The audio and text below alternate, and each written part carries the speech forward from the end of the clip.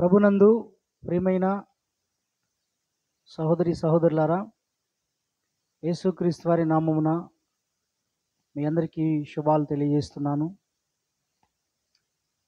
ఈ గణతంత్ర దినోత్సవం సందర్భంగా ప్రత్యేకమైనటువంటి దేవుని వాక్యాన్ని మనం ధ్యానించుకుందాం. గణతంత్ర దినోత్సవము అనేటువంటి సందర్భాన్ని పురస్కరించుకుని ఇటు దేవుని వాక్యపు వెలుగులో మనం పరిశీలించుకోవాల్సిన అవసరం ఉంది. గణతంత్ర దినోత్సవము లేదా రిపబ్లిక్ డే అనేటువంటి ఈ మాట మనం ఇండిపెండెన్స్ డేకి స్వాతంత్ర దినోత్సవము అనేదానికి గణతంత్ర దినోత్సవము అనేదానికి డిఫరెన్స్ ఉంది. ఇది ఈ యొక్క గణతంత్ర దినోత్సవము అనగా మన రాజ్యాంగం అమల్లోకి వచ్చినటువంటి రోజు కాబట్టి దీనిని గణతంత్ర దినోత్సవము లేదా రిపబ్లిక్ డే అంటారు. 1950 జనవరి 26వ తారీఖును ఈ గణతంత్రము లేదా రాజ్యాంగము అమల్లోకి వచ్చిన రోజు కనుక దీన్ని చక్కగా స్వాతంత్ర దినోత్సవము లాగానే దీన్ని కూడా మనం జరుపుకుంటాం. మన దేశం ఇది అన్ని పండుగలకు ఎలాగైతే మనం ప్రాధాన్యత ఇస్తామో భారతదేశంలో, అలాగనే మతాలకు కులాలకు అతీతంగా అందరూ జాతీయ పండుగగా జరుపుకునే రోజు. చాలా సంతోషకరమైన రోజు. ఒక సేవకుడిగా నేను కూడా మరి ఈ కార్యక్రమంలో పాలు పొందటం అనేది నాకు ఎప్పటి నుంచో ఒక అలవాటు ఉంది. కాబట్టి నేను కూడా పాలు పొందుతూ ఆ ఫ్లాగ్ హాస్టింగ్కి వెళ్ళటం ఇలాంటివి జరుగుతూ ఉంటాయి. చాలా సంతోషంగా దీన్ని నేను ఇష్టపడతాను. ఈ రోజున ప్రభునందు ప్రియమైనటువంటి దేవుని బిడ్డలారా, ఈ రోజున బ్రిటిష్ కాలము నాటి ఉన్నటువంటి భారత ప్రభుత్వ చట్టాలు ఏమైతే ఉన్నాయో 1935 అవి రద్దయి భారతదేశము సర్వసత్తాక సామ్యవాద లౌకిక ప్రజాస్వామ్య గణతంత్ర రాజ్యంగా ఏర్పాటైన రోజు జనవరి 26. భారతదేశానికి స్వాతంత్ర్యం వచ్చి 1947 ఆగస్టు 15 వస్తే మన యొక్క ఈ రాజ్యాంగం అమల్లోనికి వచ్చినటువంటి రోజు ఏదైతే ఉందో అది 1950 జనవరి 20న మనం చూస్తూ ఉంటాం. డాక్టర్ బాబు రాజేంద్ర ప్రసాద్, బిఆర్ అంబేద్కర్ గారు మరి వీరి ఆధ్వర్యంలో ఒక ముసాయిదా కమిటీ ఏర్పాటు చేసి రాజ్యాంగాన్ని తయారు చేయడం, రాజ్యాంగ రచన జరిగింది. దాన్ని అనేక విధాలుగా పరిశీలించారు. ఆయా దేశ రాజ్యాంగాలను పరిగణలోకి తీసుకుని ఒక చక్కటి రాజ్యాంగాన్ని రూపుదిద్దటం జరిగింది. అనేక సవరణల అనంతరం 1949 నవంబర్ 26న భారత రాజ్యాంగాన్ని రాజ్యాంగ పరిషత్తు ఆమోదించింది. ఆమోదించిన తర్వాత దాన్ని అమల్లోకి తీసుకురావడం జరిగింది. అది 1950 జనవరి 26న అమల్లోకి తీసుకురావడం జరిగింది. 2 సంవత్సరాల 11 నెలల 18 రోజుల యొక్క కృషి ఫలితంగా వచ్చినటువంటి రాజ్యాంగం. చాలా సంతోషం. అందుకే దీన్ని గణతంత్ర దినోత్సవము లేదా రిపబ్లిక్ డే అని పిలవటం జరిగింది. చాలామందికి డిఫరెన్స్ తెలియక కొన్ని విధాలుగా పిల్లలు కూడా ఇప్పుడు కూడా చాలామంది తెలియకపోవడం బాధాకరమైన విషయం. కానీ అది దాని యొక్క ఉద్దేశం. ఇది మనం గమనించుకోవాల్సిన అవసరం ఉంది. భారతదేశము బ్రిటిష్ వాళ్ళ యొక్క వలస పాలనలో ఉన్నప్పుడు వాళ్ళు మన మీద పెత్తనం చేసి వాళ్ళు మన మీద అమలు చేసినటువంటి రాజ్యాంగం ఏదైతే ఉందో, బ్రిటిష్ రాజ్యాంగం ఏదైతే ఉందో, ఆ కఠినమైన చట్టాలన్నీ తొలగిపోయి మనమందరం కూడా చక్కటి పరిపాలన చేసుకునే ఒక చక్కటి రాజ్యాంగాన్ని మహనీయులు అంబేద్కర్ గారు రచించడం మనము గర్వించదగ్గ విషయం, సంతోషించదగ్గ విషయం. రాజ్యాంగము రచించిన తర్వాత దాన్ని ఇలా తయారు చేశారు. రాజ్యాంగము భారతదేశాన్ని ఎలా ఆ యొక్క మరి తయారు చేశారంటే సార్వభౌమ, సామ్యవాద, సార్వభౌమ అంటే సావరిన్ అని ఇంగ్లీష్లో, సామ్యవాదం అంటే సోషలిస్ట్ అని, లౌకిక అంటే సెక్యులర్ అని, ప్రజాస్వామ్య డెమోక్రటిక్ రిపబ్లిక్గా ప్రకటించి దాని పౌరులకు న్యాయము, జస్టిస్, సమానత్వం, ఈక్వాలిటీ మరియు స్వేచ్ఛ, లిబర్టీ, సోదరభావం, ఫెటర్నిటీ అనేటువంటి విధంగా ప్రోత్సహించడానికి రాజ్యాంగం అమలు చేయబడింది.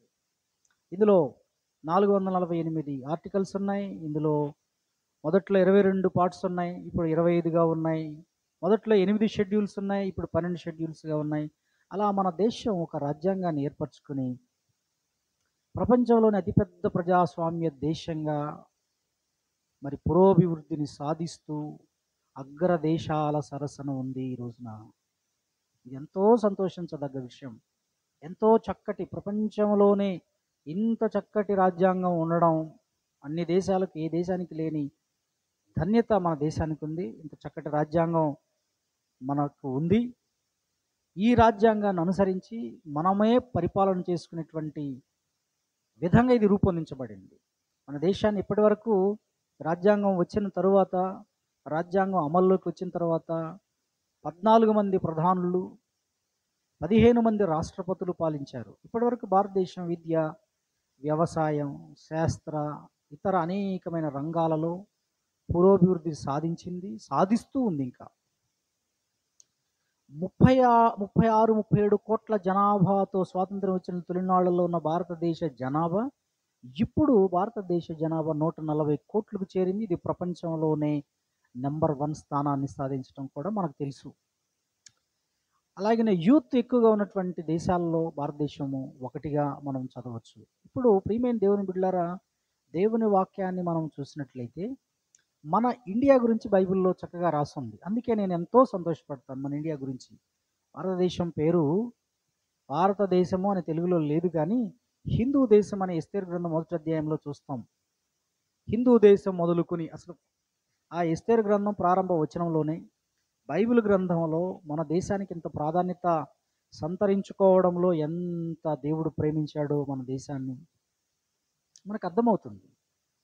ఇండియా గురించి బైబిల్లో స్పష్టంగా ఎస్తేరు గ్రంథం 1వ అధ్యాయం 1వ వచనం, 8వ అధ్యాయం 9 వచనాల్లో మనం చదువుతాం. హిందూ దేశం మొదలుకొని కుషు దేశం వరకు 127 సంస్థానాలని ఆనాడు అహష్వేరోషు రాజు, అతని భార్య అయినటువంటి ఎస్తేరు గారు, ఒక యూదురాలైనటువంటి, ఒక దేవుని బిడ్డ అయినటువంటి ఎస్తేరు గారు రాణిగా ఇక్కడి వరకు పాలన చేయడము మనం బైబిల్లో చదువుతాం. ప్రభునందు ప్రియమైనటువంటి దేవుని బిడ్డలారా, ఇలాంటి అద్భుతమైన దేశంలో నేను పుట్టినందుకు నా దేవుడు ప్రేమించి రాయించి, తన గ్రంథంలో రాయించి, పరిశుద్ధ గ్రంథంలో రాయించినటువంటి చాలా నాకు ఇలాంటి దేశంలో పుట్టానని నేను సంతోషపడతాను. రాజ్యాంగాన్ని గురించి, అలాగనే దేవుని రాజ్యాంగాన్ని గురించి, ఆయా దేశాలలో ఉన్న పరిస్థితుల గురించి మనం చూసినప్పుడు ముఖ్యంగా, అన్నిటికంటే ముఖ్యంగా నేను చెప్పేది ఏమిటంటే, ఇశ్రాయేలీలకు మన దేశానికి కొంత పోలిక కనపడుతుంది. ఇశ్రాయేలీలు 430 సంవత్సరాలు ఐగుప్తు దేశంలో వారు ఉన్నారు. బానిస బ్రతుకు బతికారు, వెట్టి చాకిరీ చేశారు, మొరపెట్టారు.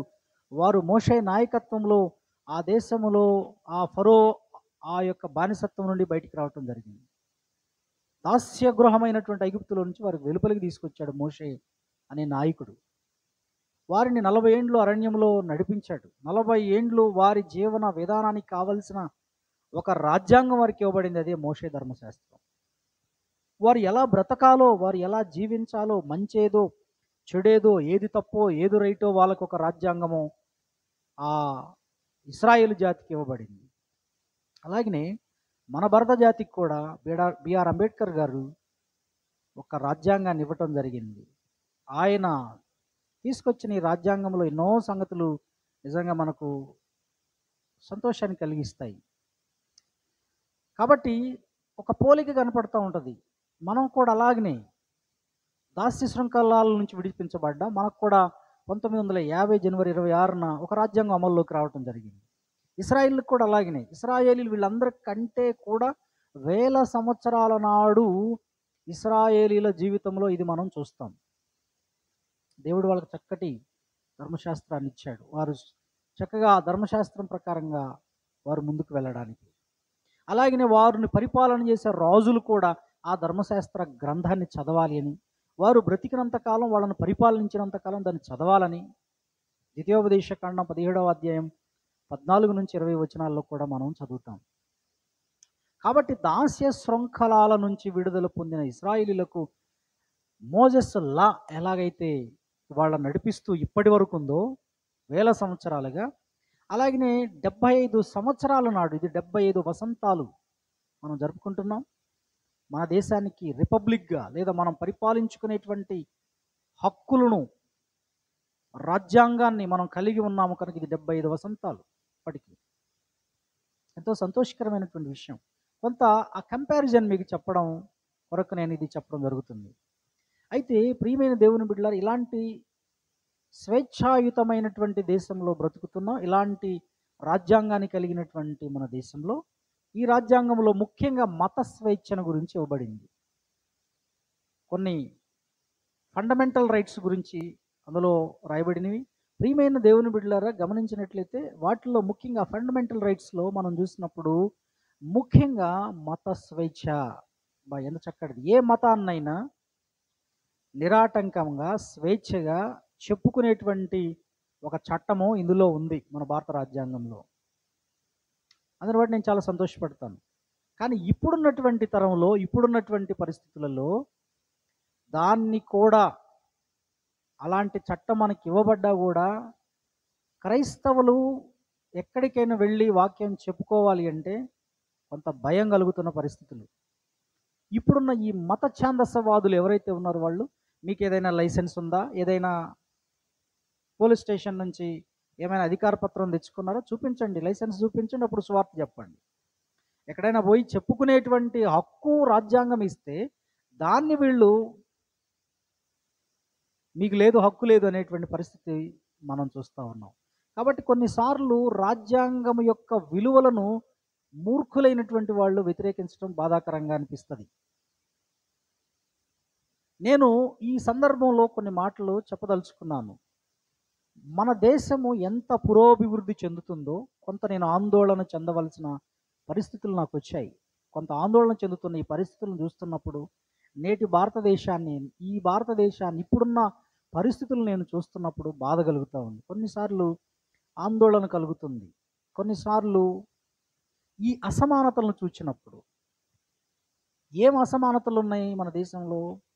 చాలా డెవలప్మెంట్ అయిపోయాము. చాలా రంగాలలో మనం చూడండి, చంద్రయాన్ను పంపించాం. ఉన్నతమైనటువంటి, అసలు ప్రపంచమంతా నివ్వెరపోయేటట్లుగా మన యొక్క ఇస్రో వాళ్ళు చేశారు.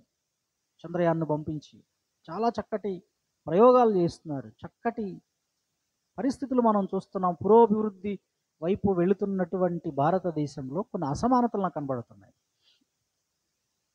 మనం వీటిని చూస్తున్నాం. ఒకటి, కుల పిచ్చి, కుల రక్కసి మళ్ళీ అది ఉవ్వెత్తున లేస్తున్నట్లుగా అనిపిస్తుంది. మళ్ళీ మత మౌఢ్యం, మత ఛాందసం పెరుగుతుంది. దీనిలో పాలకులు కూడా ప్రధాన పాత్ర వహించటం బాధాకరమైన విషయం. మత రాజకీయాన్ని చేస్తున్నటువంటి పరిస్థితులు మనం చూస్తున్నాం.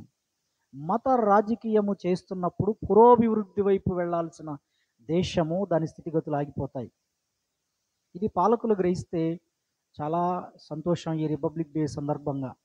కానీ దానికంటే కూడా ఒక మతాన్ని భుజాన వేసుకుని దేశ పాలకులు చేస్తున్నటువంటి పరిస్థితులు చూస్తే బాధ అనిపిస్తుంది. చాలా దుఃఖం అనిపిస్తుంది ఒక్కొక్కసారి, ఏం జరుగుతుంది అని. కానీ ప్రియమైన దేవుని బిడ్డలారా, ఇదంతా కూడా ఈ మత రాజకీయం గురించి బైబిల్లో ఎప్పుడో రాసి ఉంది. ఒక రాజు సొలొమోను గారి గురించి మనం చూసినప్పుడు, సొలొమోను గారు బ్రతికి ఉన్నంత కాలం ఇజ్రాయేలు జాతి అంతా ఐక్యంగా ఉంది. ఇజ్రాయేల్ కంట్రీ అంతా దాన్ని యునైటెడ్ కింగ్డమ్గా పిలువబడింది. సొలొమోను గారు మరణానంతరం ఆ రాజ్యము రెండుగా విభజన అయింది, రెండు ముక్కలైపోయింది. దక్షిణ రాజ్యాన్నేమో, ఇశ్రాయేలు యొక్క దక్షిణ రాజ్యాన్ని రెండు గోత్రాలు పాలించారు, బెన్యామీనీలు, యూదులు. యూదా గోత్రము, బెన్యామీనీలు. 10 గోత్రాలు వారిని పాలించిన వ్యక్తి యెరోబాము అనేటువంటి రాజు. ఇశ్రాయేలు సామ్రాజ్యాన్ని, ఐక్యంగా ఉండాల్సిన సామ్రాజ్యం రెండు ముక్కలైనప్పుడు రెహబాము 2 గోత్రాలతో రాజుగా పాలన చేశాడు. 10 గోత్రాలను యెరోబాము అనే ఒక రాజు పాలన చేశాడు. ఈ యెరోబాము యొక్క దురుద్దేశం ఎలాగుంది అంటే దైవ గ్రంథంలో మనం చూడగలుగుతాం. రాజులు మొదటి గ్రంథంలో ఇక్కడ మనకు కనిపిస్తుంది. ఏమని అంటే, తర్వాత యెరోబాము ఎఫ్రాయిము మన్యమందు షెకెమను పట్టణము కట్టించి అచ్చట కాపురము ఉండి అచ్చట నుండి బయలుదేరి పెనుయేలును కట్టించెను. ఈ జనులు యెరూషలేమునందున్న యెహోవా మందిరమందు బలులు అర్పించుటకు ఎక్కి పోవుచుండిన ఎడల ఈ జనుల హృదయము యోధారాజైన రెహబామును తమ యజమానుని తట్టు తిరుగును. అప్పుడు వారు నన్ను చంపి యోధారాజైన రెహబామునొద్దకు మరలా చేరుదురు. యెరోబాము యొక్క దురుద్దేశం ఇక్కడ చూస్తున్నాం. ఒక మత రాజకీయాన్ని చేసినట్టుగా వేల సంవత్సరాల నాడు దైవ గ్రంథంలో కనబడుతుంది. ఏమిటి ఆయన చేసినటువంటి మత రాజకీయం ఏమిటి అని అంటే, ఒక రాజుగా నేనున్నాను, ఈ ప్రజలు, ఈ 10 గోత్రాలు ప్రజలు యెరూషలేము అనేటువంటి దేవాలయం తట్టు తిరిగితే లేదా అక్కడికి వెళ్ళటం ప్రారంభిస్తే మళ్ళీ వీళ్ళ మనసంతా రెహబాం మీదకి వెళ్ళిపోతుంది. అప్పుడు నేను రాజుగా ఉండలేను. నా అధికారము, నా పరిపాలన, నా యొక్క పదవి మొత్తం పోయి నేను చంపబడతానేమో, మళ్ళీ నేను వెళ్ళిపోవాల్సి వస్తుందేమో ఈ దేశం నుండి అని భయపడిన యెరోబాము ఒక మత సంబంధమైన పరిస్థితిని క్రియేట్ చేశాడు. బేతేలునందు, దానునందు అక్కడ గుళ్ళు కట్టించి పుణ్యక్షేత్రాలను స్థాపించి బంగారు దూడలను పెట్టి ప్రజలని డైవర్ట్ చేసిన మత రాజకీయం స్పష్టంగా బైబిల్లో ఉంది. ఈ రోజున కూడా దేశ పాలకులు చేస్తున్న పని కూడా ఇదే. వాళ్ళు ఏమీ చేయలేక ఇలాంటివి చేసి ప్రజలను తన తట్టు తిప్పుకోవడం, ఒక మతమౌఢ్యంలోకి తీసుకుని వెళ్ళడం అనేది బాధాకరం, శోచనీయం. యెరోబాముకి వీళ్ళకి తేడా ఏం లేదు. ఎక్కడ మా ఓటును పోగొట్టుకుంటామో, ఎక్కడ మా అధికారాన్ని పోగొట్టుకుంటామో, మా పదవిని పోగొట్టుకుంటామో అన్నటువంటి భయముతో మన దేశ పాలకులు కూడా చేస్తున్నది అదే. ఇంకా చాలా ఉన్నాయి, మనం చూస్తూ ఉన్నాం చాలా విషయాలు.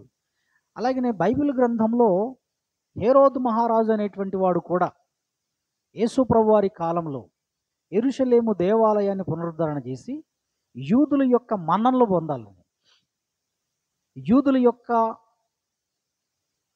మన్ననలు పొంది వాళ్ళని తమ వైపుకు త్రిప్పుకోవడానికి, ఎందుకంటే యూదులు ప్రతిసారి ఎదురు తిరుగుతూ ఉంటారు. చరిత్రలో యూదులు హేరోదు రాజు మీద చాలా బాధపడేటోళ్ళు. అలాంటి వాళ్ళని కూడగట్టుకోవడానికి యెరూషలేము దేవాలయాన్ని పునరుద్ధరణ చేసి శృంగార దేవాలయంగా మార్చినప్పుడు మత రాజకీయం చేశాడు వాడు కూడా, హేరోదు రాజు కూడా. అప్పుడు యూదులు కొంత వాని మీద చల్లారారు, కోపం లేదు. యేసు ప్రభు వారి కాలంలో శిష్యులు అన్నారు, ప్రభువా ఈ కట్టడాలు ఎలాంటివో చూడండి, ఎంత అందంగా ఉన్నాయో చూడండి, అసలు ఈ రాళ్ళు ఎలాంటివో చూడండి, ఈ కట్టడాలు ఎలాంటివో చూడండి అంటే ప్రభు చెప్పారు, ఒక ప్రవచనం చెప్పారు. ఏమిటంటే, రాతి మీద రాయి ఒకటైనా నిలిచి ఉండని దినములు వచ్చునని తెలుసుకోండి అని చెప్పాడు. అది పడద్రోయబడింది యెరూషలేము దేవాలయం. క్రూరుడు, భయంకరమైనటువంటి హేరోదు రాజు యొక్క దౌష్ట్యం వాడు కనబడకుండా బాపుకోవడానికి, ఆనాడు యూదులను శాంతిపరచడానికి, ఆనాటి ప్రజలను శాంతిపరచడానికి వాడు చేసినటువంటిది మత రాజకీయం. యెరూషలేము దేవాలయ నిర్మాణం, యెరూషలేము దేవాలయాన్ని శృంగారించడం మనం చూస్తాం. ఈ రోజున క్రైస్తవుడికి ఇది కొత్త కాదు, ఎందుకంటే బైబిల్ చెప్పంది ఏమీ లేదు. బైబిల్ అనేక సంగతులని, మనిషి యొక్క జీవితాన్ని చక్కగా చూపిస్తుంది. అందుకనే యేసుక్రీస్తు ప్రభువారు చెప్పిన మాటలు ఏమైతే ఉన్నాయో, మత రాజకీయాన్ని ఖండించింది యేసు ప్రభువారి మాటలు. ఆనాడు యూదులు అని అంటే పెద్ద గొప్ప, మన భారతదేశంలో ఉన్నటువంటి అగ్రకులాల కంటే ఇంకెక్కువగా చెప్పబడ్డారు వాళ్ళు. కనుక వాళ్ళు సామాన్యుల్ని, బలహీనులను వాళ్ళు పక్కన పెట్టినప్పుడు యేసు ప్రభువారు ముందు వాళ్ళని శుద్ధి చేశాడు. ముందు మీ మనసుకు స్వాతంత్ర్యం రావాలి, రోమీలను కాదు వెళ్ళగొట్టాల్సింది,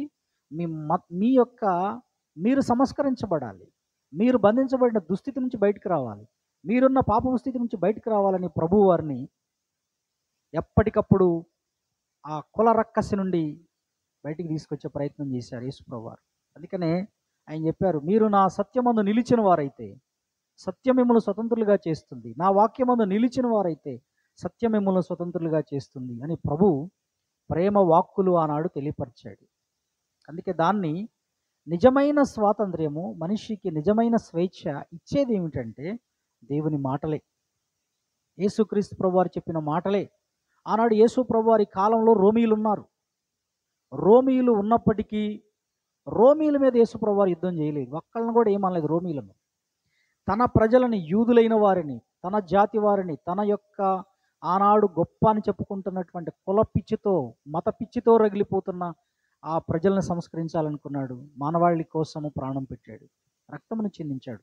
ఆయన మాటలు సంపూర్ణమైనటువంటి స్వేచ్ఛనిస్తాయి. ఆ జీవం కలిగిన మాటలు మనిషికి స్వాతంత్ర్యాన్ని ఇస్తాయి. అందుకోసమే యాకోబు గారు తన పత్రికలో రాస్తూ ఏమంటాడంటే, యాకోబు రాసిన పత్రికలో, స్వాతంత్ర్యమునిచ్చు సంపూర్ణమైన నియమములో తేరి చూచుచు నిలకడగా మీరు ఉండండి అంటాడు. యాకోబు రాసిన పత్రిక 1వ అధ్యాయము. ఈ కాంటెక్స్ట్ ఏంటంటే దేవుని వాక్యాన్ని గురించి చెబుతూ, అందుచేత సమస్తమైన కల్మషమును విర్రవీగుచున్న దుష్టత్వమును మాని లోపల నాటబడి మీ ఆత్మలను రక్షించుటకు శక్తిగల వాక్యమును సాత్వికముతో అంగీకరించుడి. మనిషిని రక్షించగల సమర్థత, మనిషికి సంపూర్ణ స్వేచ్ఛను ఇవ్వగలిగిన సమర్థత దేవుని వాక్యానికి ఉంది. విడుదలను ఇవ్వగలిగిన శక్తి దేవుని వాక్యానికి ఉంది. యేసు ప్రభువారు మాటలకు ఉంది. కనుక ఇక్కడ చెప్తుంది ఇది మానవ ఆత్మలను రక్షించుటకు శక్తిగల వాక్యం, ఇది, దీన్ని అంగీకరించండి అంటూ ఏమంటాడు 25వ వచనంలో, అయితే స్వాతంత్ర్యమునిచ్చు సంపూర్ణమైన నియమములో తేరి చూచి నిలకడగా ఉండువాడెవడు. ఇది స్వాతంత్ర్యమునిచ్చే సంపూర్ణమైన నియమం, పర్ఫెక్ట్ లా, దేవుని వాక్యము. ప్రభునందు ప్రియమైన వారులారా, ఇలాంటి పర్ఫెక్ట్ లా ఏదైతే ఉంది బైబిలే. ఇది యూనివర్సల్ లా. మన భారతదేశానికి 1950లో రాజ్యాంగం వస్తే దాన్ని బట్టి మనం నడుచుకుంటున్నాం. కానీ ప్రపంచ మానవాళి ఈ రాజ్యాంగం కిందికి వస్తేనే, ఈ దైవ రాజ్యాంగం క్రిందికి వస్తేనే నిజంగా వాళ్ళు నిజమైన స్వాతంత్ర్యాన్ని కలిగి బ్రతకగలరు. కానీ ఈ రోజున ప్రియమైన దేవుని బిడ్డలారా, మన దేశానికి ఏం కావాలి అంటే సంపూర్ణమైన స్వాతంత్ర్యమునిచ్చే నియమం కావాలి. మనమైతే స్వాతంత్రం వచ్చింది మనకి, భారతదేశానికి. ఎందరో స్వాతంత్ర సమర యోధుల ఫలితంగా మన దేశానికి స్వాతంత్ర్యం వచ్చింది. రాజ్యాంగాన్ని తయారు చేసుకున్నాం, పరిపాలించుకుంటున్నాం. కానీ ఇంకా భారతదేశంలో అసమానతలు ఉన్నాయి, ఇంకా భారతదేశంలో కులపిచ్చి ఉంది, ఇంకా భారతదేశంలో మతపిచ్చి ఉంది, ఇంకా భారతదేశంలో స్త్రీలపై మానవ మృగాలు చేస్తున్న దాడులు, ఎక్కడ చూసినా హత్యలు, దొంగతనాలు, కిడ్నాపులు, లంచగొండితనం, ప్రాంతీయ భేదాలు, మతపరమైన భేదాలు, కుళ్ళు రాజకీయాలు, ఉగ్రవాదం, ఇవన్నీ ఉంటున్నప్పుడు ఇది నిజమైన స్వాతంత్ర్యం అని ఎలా చెప్పగలం? నిజమైన స్వాతంత్ర్యం అని ఎలా చెప్పగలం? తమ రాజకీయ లబ్ధి కొరకు, తమ పదవుల ప్రయోజనార్థమై ఉచితమైనటువంటి పథకాలు ప్రకటించి వారి అధికారాన్ని, సింహాసనాలను కాపాడుకోవాలని చూస్తున్నప్పుడు అది ఎట్లా శ్రేష్టత? ఇది మనం గమనించినప్పుడు ప్రియమైన దేవుని బిడ్డలారా, మన దేశంలో నిజమైన ఆత్మీయ స్వాతంత్ర్యము దేవుని వాక్యమును బట్టి వస్తుంది, ప్రభువును బట్టి వస్తుంది. ఈ దేశానికి అది కావాలని మనం ప్రార్థన చేయాల్సిన అవసరం ఉంది. నా ప్రియమైన దేవుని బిడ్డలారా, ఇంకా ఇవి మరి ఉన్నట్టుగా మనం చూస్తున్నాం. అలాగే యేసు ప్రభువు వారు చెప్పిన మాట మరొకసారి చూసినప్పుడు, చదువుకున్నప్పుడు దేవుని వాక్యంలో యోహాను సువార్త 8:32లో, సత్యము మిమ్మును స్వతంత్రులుగా చేయును. సత్యము అనగా మన జాతీయ జెండా మీద, మన కరెన్సీ నోట్ల మీద, మన ప్రభుత్వ కార్యాలయాలలో సత్యమేవ జయతే అని రాసుకుంటున్నాం. కానీ సత్యమే జయిస్తుంది. ఆ సత్యము ఎవరు? సత్యము యొక్క రూపం ఏంటి అనంటే ఆ సత్యము యేసుక్రీస్తు వారే. సత్యము యొక్క రూపం ఏంటంటే యేసు ప్రభువులోనే మనం చూడగలుగుతాం. కాబట్టి సత్యము మనిషిని స్వతంత్రునిగా చేస్తుంది. మనిషి సత్యములోకి వచ్చినప్పుడు స్వతంత్రుడు అవుతాడు, నిజమైన స్వాతంత్ర్యం పొందుకుంటాడు. సత్యమును గ్రహించినప్పుడు నిజంగా వాని జీవితం అద్భుతంగా ఉంటుందండి. ఈ రోజున భారతదేశానికి ఈ యొక్క సత్యము ద్వారా లేదా సంపూర్ణ నియమం ద్వారా కలిగే స్వాతంత్ర్యం అవసరం. ఈ రిపబ్లిక్ డే సందర్భంగా మన ముందు 2 రాజ్యాంగాలు పెట్టాను. ఒకటి భౌతికంగా మన ముందు ఉన్నటువంటి మన దేశ రాజ్యాంగం, అలాగనే ఇది యూనివర్సల్ లా, ఇది విశ్వానికి సంబంధించిన దైవ చట్టం.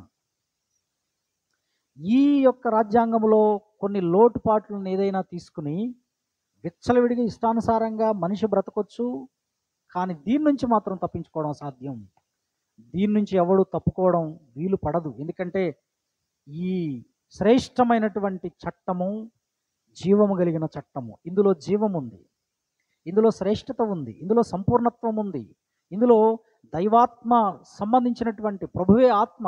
ప్రభు ఆత్మ ఎక్కడుండి అక్కడ స్వాతంత్ర్యం ఉంటుంది. ఇందులో ప్రభు ఉన్నాడు, సత్యం ఉంది. కనుక మనము నిజ స్వాతంత్ర్యము, నిజమైనటువంటి జీవితము, నిజమైనటువంటి విడుదల ఇచ్చేది దేవుని వాక్యము. సంపూర్ణమైన నియమం, ఇది నేను చెప్తున్నటువంటి విషయం. సంపూర్ణమైన స్వాతంత్ర్యమునిచ్చే నియమం దైవవాక్యమే, సత్యమే. ఈ రిపబ్లిక్ డే సందర్భంగా మన భారతదేశానికి ఇది అవసరం. నేను చాలా సంతోషపడతాను మన దేశాన్ని బట్టి. ఇక్కడ పుట్టినందుకు, ఇక్కడ దేవుడు నన్ను పుట్టించినందుకు నేను ఎంతో సంతోషపడతాను. అలాగే ఈ దేశంలో ఉన్న అసమానతలు చూసినప్పుడు కూడా భయాందోళన కలుగుతుంది. వాటిని బట్టి నేను ప్రార్థిస్తూ ఉన్నాను. ప్రార్థించాల్సిన బాధ్యత దేవుడు మనకు చెప్పాడు. ఏం చెప్పాడు? మనం చదువుకున్నప్పుడు తిమోతికి రాసిన పత్రికలో, మీరు సంపూర్ణ భక్తి మాన్యత కలిగి నెమ్మదిగాను సుఖముగాను బ్రతుకు నిమిత్తము, అన్నిటికంటే ముఖ్యంగా మనుషులందరి కొరకును, రాజుల కొరకును, అధికారులందరి కొరకును విజ్ఞాపనములను, ప్రార్థనలను, యాచనలను, కృతజ్ఞతాస్తుతులు చేయవలెనని హెచ్చరించుచున్నాను. ఇది మంచిదియు మన రక్షకుడు దేవుని దృష్టికి అనుకూలమైనది ఉన్నది అంటాడు. ప్రతి క్రైస్తవుడి యొక్క బాధ్యత ఈ దేశ క్షేమం కొరకు, ఈ దేశ పాలకుల కొరకు, రాజుల కొరకు, అధికారుల కొరకు మనం ప్రార్థించాల్సిన బాధ్యత దేవుడు మన భుజస్కంధాల మీద పెట్టాడు. ఈ దేశ క్షేమం కొరకు, ఈ దేశ క్షేమం కొరకు ప్రతి ఒక్కరూ, ప్రతి దేవుని బిడ్డ ప్రార్థించాలి. నిజంగా ఈ భారతదేశంలో, ఈ భారతదేశ క్షేమం కొరకు ప్రతి క్రైస్తవుడు నిత్యము ప్రార్థన చేస్తూనే ఉంటాడు. ఎవ్రీడే, ప్రతిదినం ప్రార్థిస్తాడు. ఈరోజు ఆ రోజు అని కాదు, ప్రతి దినము ప్రార్థిస్తాడు. ప్రతిరోజు ఈ భారతదేశము క్రైస్తవుల గుండెల్లో ఉందండి, క్రైస్తవుల నోళ్ళల్లో ఉందండి. జెండాలు పట్టుకుని తిరిగితే కాదు, లేకపోతే అది ఇంకేదో చేస్తే కాదు, అది గుండెల్లో పెట్టుకుని ప్రార్థించగల సమర్థత ఒక క్రైస్తవుడికే ఉంది. ఇందును బట్టి నేను దేవుని స్తుతిస్తున్నాను. ప్రైజ్ ది లార్డ్, హల్లెలూయా. గుండెల్లో పెట్టుకునే దేశాన్ని, దేశ క్షేమం కొరకు, నిజంగా దేశం యొక్క క్షేమాన్ని ఆశించే వారిలో నంబర్ 1 మొదటి స్థానంలో ఉండేవాళ్ళు క్రైస్తవులే. స్వాతంత్ర్యం వచ్చిన నాటి నుండి స్వాతంత్ర్య సమరంలో కూడా పాలు పొందిన వాళ్ళు క్రైస్తవులు ఉన్నారని చరిత్రలో రాసి ఉంది. చరిత్రలో రాసి ఉంది. భారతదేశానికి ప్రభువైన యేసుక్రీస్తు వారు శిష్యుడు తోమా గారు ఇక్కడ ప్రాణం పెట్టినట్లు చరిత్రలో ఉంది. ఏంటండి, క్రైస్తవుడి దేశం కొరకు ప్రాణం పెట్టాడు. ఈ దేశం కొరకు వారు అహోరాత్రులు ఈ దేశ క్షేమం కొరకు కన్నీళ్లు గార్చి ప్రార్థించే గొప్పవాళ్ళండి ఈ సంఘము.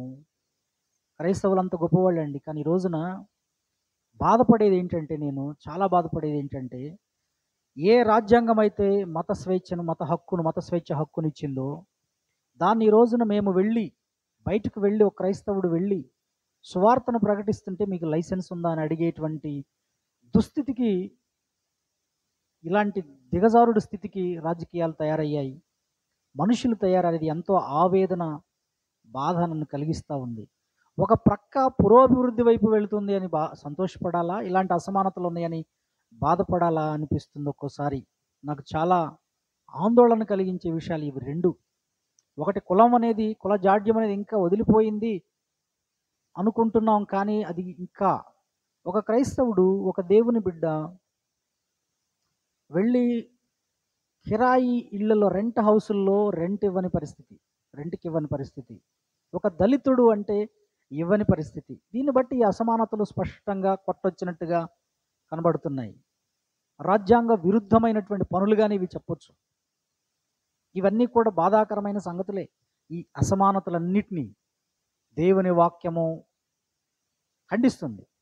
దేవుని వాక్యము సంపూర్ణమైన స్వాతంత్ర్యమునిచ్చే నియమం వైపు తేరి చూడండి అని చెబుతుంది దేవుని వాక్యం. ప్రభువైన యేసుక్రీస్తు వారు అలాంటి స్వేచ్ఛను, అలాంటి నిజమైన స్వాతంత్ర్యాన్ని ఇవ్వగలిగిన ప్రేమగలవాడు. ఆయన వైపుకి వస్తే ఈ దేశం ఇంకా ఇంకా ఆశీర్వాదకరంగా మారుతుందని నేను ఆశిస్తున్నాను.